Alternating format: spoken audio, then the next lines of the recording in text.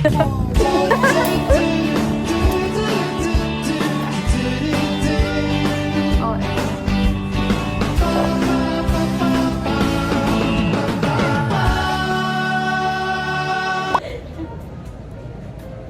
mo yun.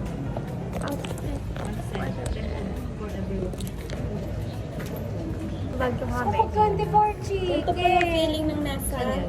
Fort. Loyo. Nasa tayo. Malapit dun yung Vietnamese kinemirot kami girl. Nakita mo na direct sa farm. Nakita mo na direct. Baba na kami ng pangkay. Anara. What's inside the bag ni Marie? Ba't may screwdriver? Marito, may balisong sa bag.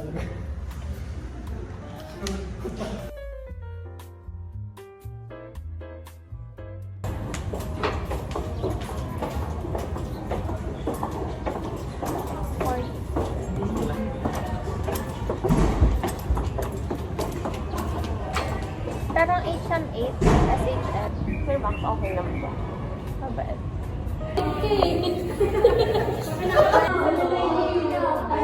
Saan mo kayo lang? 1, 2, 3, 4. Sino gusto mag-save?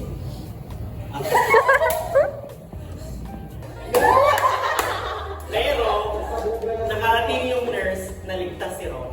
Walang namatay na yung araw na yun. Ano nga sa mukha? Mag-injection your mama. Yes. Hello everyone! So today is already Tuesday and this is the second week of our school for the second semester. And every Tuesday and Thursdays na kami walang pasok. So, lalo sa time na nag-work naman ako or nagpa-part-time. But right now, today is already Tuesday. Hindi ako pumasok sa work cause may dentist appointment ako and tatanggalin na yung braces ko. Supposedly nung December pa tatanggalin. Kasi super busy ko nung December. Hindi ako nakapagpa-appointment. So right now, get ready with me. Ayoko pa talaga siya tanggalin. Pero anyway, feeling ko mamimiss ko siya ng super. Nakapag-sunscreen na ako and nakapag-skincare prep. So, lalagay muna ako ng lip serum bago ako mag-start. Then, na-discover ko lang to recently. This is my concealer right now. It's the creamy liquid concealer ng Pretty Secret. Ang story nito, kaya ko siya nabili is because December siya and ubos na yung concealer ko. So, bumili ako sa Watsons. Out of stock lahat ng brand. Like, yung Maybelline na Fit Me, Dazzle Me. Yun yung ginagamit ko. And ang may stock lang is like super mahal. Around 700 plus ganon. And randomly, nakita ko to. So, tinry ko siya. And, guys, love ko na to. Mas love ko na to kaysa sa Dazzle Me na concealer. So, I had my braces when I was in senior high school year 2020. Grade 11 ako noon. And, birthday gift siya sa akin ni mommy. Tapos, umabot siya ng 4 years actually. Hindi ko alam na ma-attach ako ng tuluyan sa braces ko. Kaya ngayon, parang 1 week na akong, hala, tatanggalin siya. And yung last na pinalagay ko na rubber is color pink.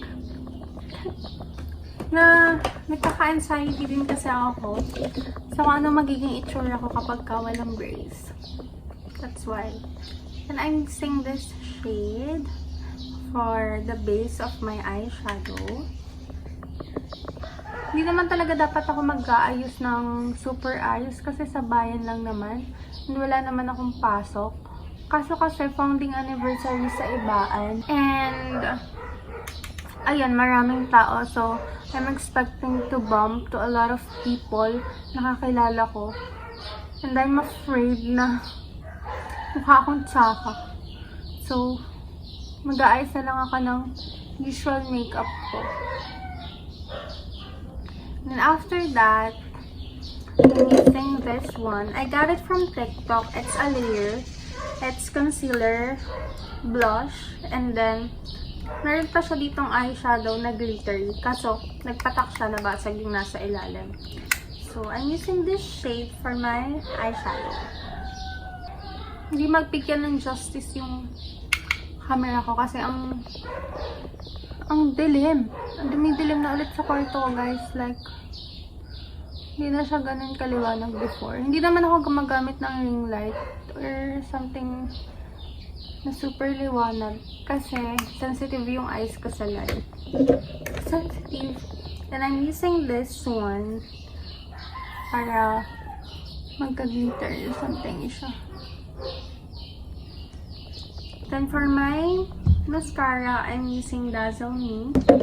And for my blush, guys, gift lang to sa akin ng classmate ko nung Christmas. And this is Rosy Glow ng Ever Belena. And doon una, hindi ko siya mataypan kasi glittery siya.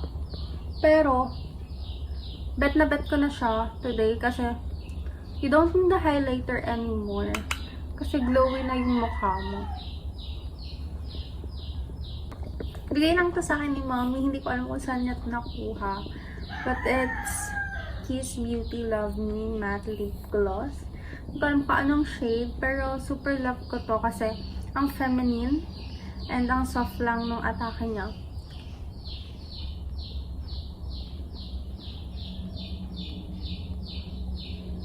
Hindi siya ganun nakakaagaw pansin. Pero cute yung shade niya. And then for my powder, I'm using Dazzle Me. And I'll finish it off with a highlighter. Ito yung top part nung hinakita ko kanina. Can you see that? Perfect. Now I'll just put on some accessories and finish lang yung pag-get ready ko. And then I'll take a lot of pictures with my braces for the last time. Oh my... OA. Pero ingay pala ng mga sisew. Pero this is the look sa araw. I mean sa natural light. Ayan. Hindi kasi siya mabigyan ng justice dun sa kwarto ko. Kasi ang dilim kahit buhay na yung ilaw. So, ayan siya. And miss ko yung braces ko. Like, and guys, ayan, this is my outfit. It's a t-shirt. And then, jumper lang siya. So, it will look like a dress. So this jumper dress is from my cousin na mas bata lang sa akin. Ang pinapamigay na yung mga damit niya. And I found it cute. So I wear it. Like that. May mga tiny pins siya ng polka dots and side pockets. And I really love it.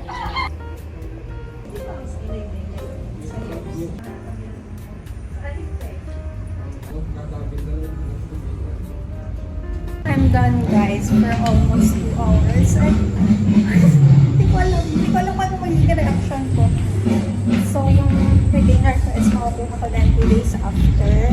And maglalami muna ako today.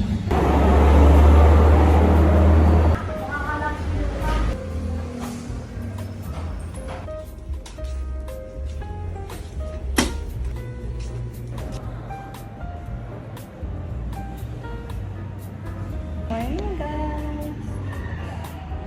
Tumalang aga ni Barad.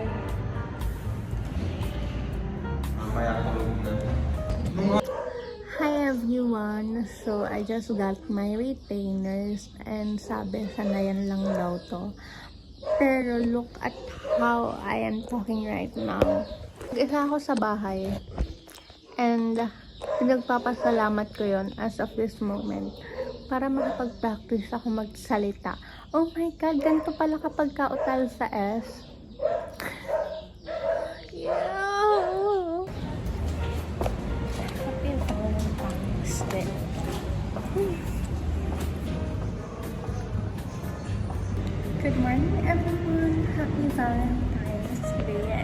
is February 14 and katadating ko lang klase namin is sa 8:30 pa. Hirap ako magsalita gawa ng reading index. Ay, ang fresh. Parang may pokna. Guys, may baliw dun nakaupo.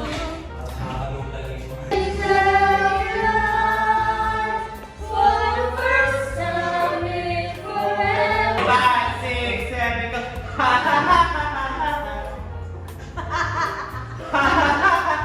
Putang ina ka. Dali ka, katayin na natin!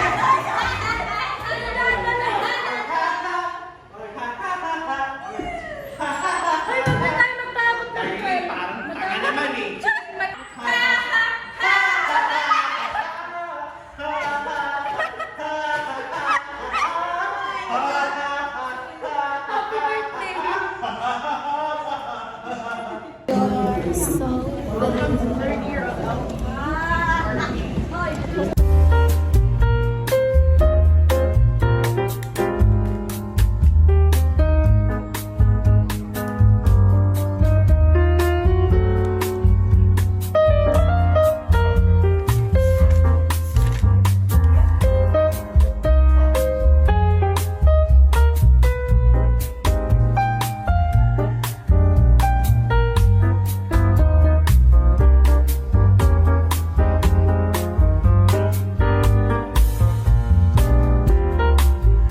Good morning guys.